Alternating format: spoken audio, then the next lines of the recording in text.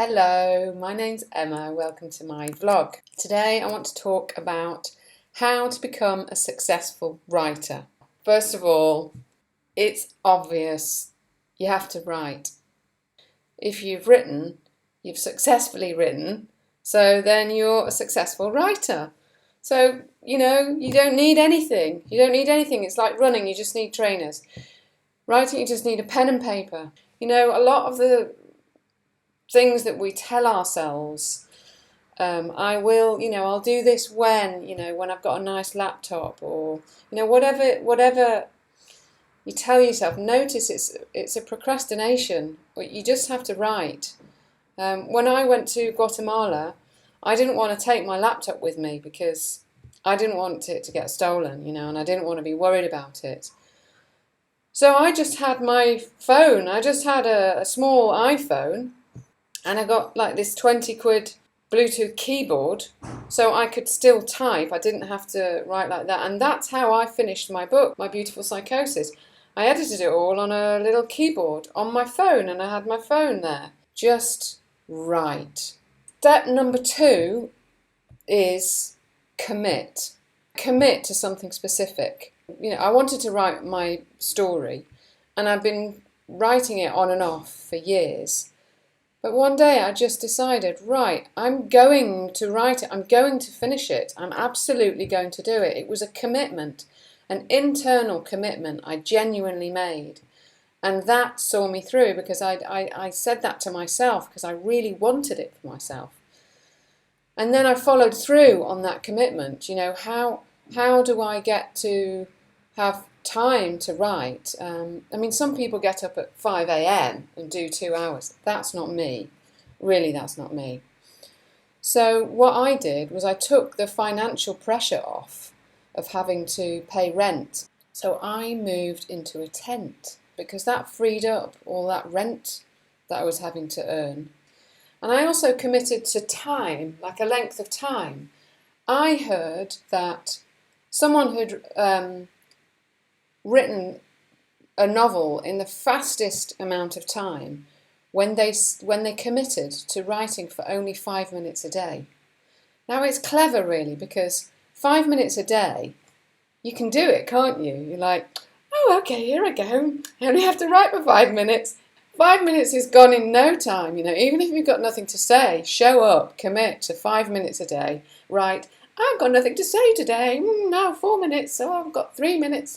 Right, nonsense. You show up, you be there, because it's like you create this magic space where you sit. So I did the same. I committed to 5 minutes a day with a pen and paper to start with. Had nothing to say. I didn't know how to start my book. Blah, blah, blah. I wrote absolute nonsense. But being there and showing up meant that I was there when the inspiration started to come. When I'd got out of the way of myself, when I stopped worrying about getting the first sentence right, once I'd got through everything you have to get through, I was there, because I was there for 5 minutes every day, and that 5 minutes became 2 hours every day, and 2 hours became very easy to do, So that's another little trick in terms of committing to time. Sneak in just a 5 minute, and you'll do more, but 5 minutes and you've succeeded. So you've succeeded for the day. So what a good way to start the day. Oh yes, I'm a writer. I wrote for 5 minutes today. Well, if that's what you're going to tell yourself, and you do it, that's no small thing, because you showed up and you did it, even if it's only 5 minutes.